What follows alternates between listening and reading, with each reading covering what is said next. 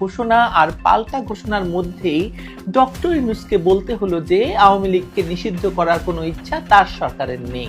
আরো মজার ব্যাপার হলো ডক্টর ইউনূসের প্রোপাগান্ডা সচিবও কিছুদিন আগেই গলার রগ ফুলিয়ে বলেছিলেন যে আওয়ামী লীগকে বাংলাদেশে রাজনীতি করতে দেওয়া হবে না। ভাগ্যের কি নির্মম পরিহাস, তাকেই কিনা সংবাদ বিজ্ঞপ্তি লিখে জানাতে হলো ডক্টর ইউনূসের অন্তর্বর্তী সরকার আওয়ামী লীগকে নিষিদ্ধ করছে না। আওয়ামী লীগকে নিষিদ্ধ করার কোনো পরিকল্পনা ইউনূস সরকারের নেই, এমনটাই জানা গেছে প্রধান উপদেষ্টার প্রেস অফিসের এক সংবাদ বিজ্ঞপ্তিতে। এতে আরো বলা হয়েছে যে রাষ্ট্রীয় অতিথি ভবন যমুনায় ডক্টর কমফোর্ট এরোর নেতৃত্বাধীন দ্য ক্রাইসিস গ্রুপের প্রতিনিধি দলের সঙ্গে বৈঠকে অধ্যাপক ইউনূস বলেছেন অন্তর্বর্তী সরকার নির্ধারিত সময়ের মধ্যে নির্বাচন অনুষ্ঠানের জন্য প্রতিশ্রুতিবদ্ধ এবং কোনো দাবির কারণে ভোট পিছিয়ে দেওয়া হবে না। রাজনৈতিক দল আওয়ামী লীগের বিষয়ে অধ্যাপক ইউনূস বলেন অন্তর্বর্তী সরকারের আওয়ামী লীগকে নিষিদ্ধ করার কোনো পরিকল্পনা নেই। প্রধান উপদেষ্টার মুখ থেকে এটা শোনার পর যে কোনো বিবেকবান নাগরিকের মুখ থেকে এই বাক্যই বেরিয়ে আসবে যে একই কথা শুনিয়ে আজ মন্থরার মুখে। বিগত জুলাই সন্ত্রাসের মাধ্যমে আওয়ামী লীগ সরকারের পতন ঘটানোর পর থেকেই ডক্টর ইউনূস সহ তার নিয়োগকর্তা ছাত্ররা বলে আসছিল যে এই দেশে আর আওয়ামী লীগকে রাজনীতি করতে দেওয়া হবে না। এমনকি গতকালও জুলাই সন্ত্রাসের এক সন্ডা গোছের নেতা জোর গলায় বলেছে যে এক খাপে দুই তলোয়ার যেমন থাকতে পারে না, তেমনি এক বাংলাদেশে আওয়ামী লীগ আর জাতীয় নাগরিক পার্টি বা নাপা থাকতে পারবে না। তার মানে বাংলাদেশে আওয়ামী লীগকে রাজনীতি করতে দেওয়া হবে না বলেই এই নতুন কিংস পার্টির নেতারা মনে করছে।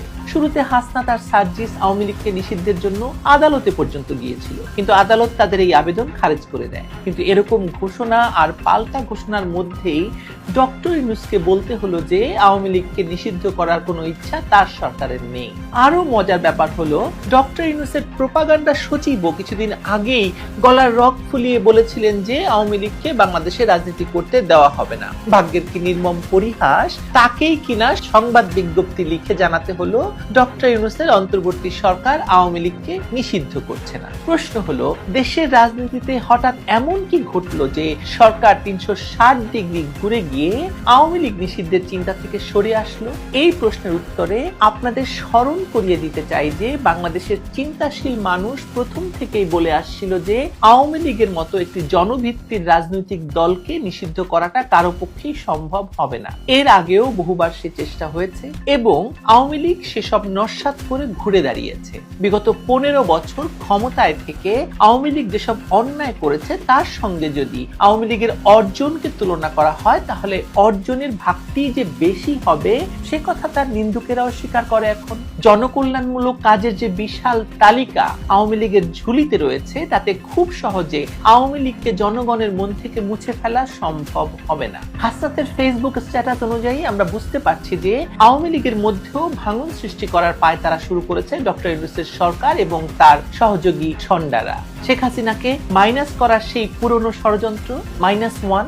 প্রশ্ন হলো এতদিন ধরে যা কিছু বলা হচ্ছিল, যেমন আওয়ামী লীগ নিষিদ্ধ করা, নির্বাচনে না গিয়ে সংস্কার শেষ করা, কিংস পার্টিগুলো প্রতিষ্ঠা করা, দ্বিতীয় রিপাবলিক, সংবিধান পুনর্লিখন, এসব কোনো কিছুই তো ডক্টর ইউনূস বা তার নিয়োগকর্তাদের পক্ষে বাস্তবায়ন করা সম্ভবপর হচ্ছে না বলে মনে হচ্ছে। তাহলে শেখ হাসিনাকে বাদ দিয়ে আওয়ামী লীগের মধ্যে ভাঙন ধরানোর কাজটা তারা সফলভাবে সম্পন্ন করতে পারবে এমন ভাববার কোনো কারণ আছে কি? তবে এই কথা নিশ্চিত করেই বলা যায় যে আগামী সপ্তাহখানেকের মধ্যে স্পষ্ট হবে কে কতটা পানিতে দাঁড়িয়ে আছে, কার রাজনৈতিক ক্ষমতা কতটুকু সেটাও জানা যাবে দ্রুতই। তবে এসবের মধ্য দিয়ে বাংলাদেশটা কত বছর পিছিয়ে গেল বলুন তো? দেশকে অস্থির করা আর রসাতলে নিয়ে যাওয়া ছাড়া জুলাই সন্ত্রাসের মাধ্যমে ক্ষমতায় আসা এই সরকারের আর কোনো কাজে সফলতা দেখতে পান কি? আমি দেখতে পাই না। ভালো থাকবেন।